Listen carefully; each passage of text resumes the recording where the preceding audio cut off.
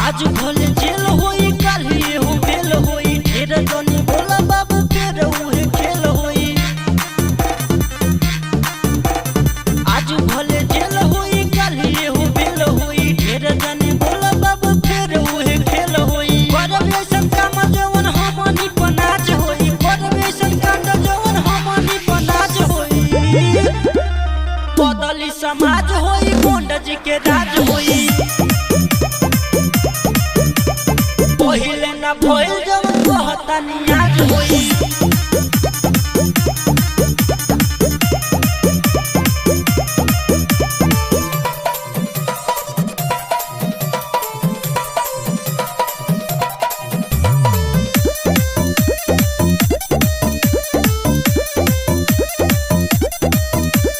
पहिले ना भइल जवन कहतानी आज होई।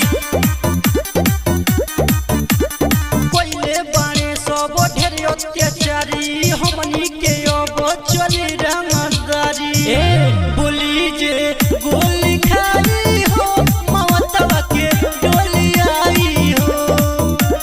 चारू ओर हमनी के पूरा आवाज होई, चारू ओर हमनी के पूरा आवाज होई। बदली समाज होई गोंड जी के राज होई। पहिले ना भइल जवन कहतानी आज होई।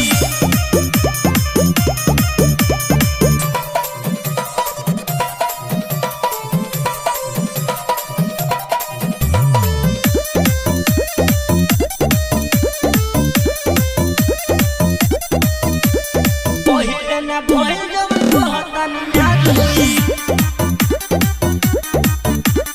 सन के नीरज विरट जी के मनवा बड़े धनंजय दीवाना के संगवा।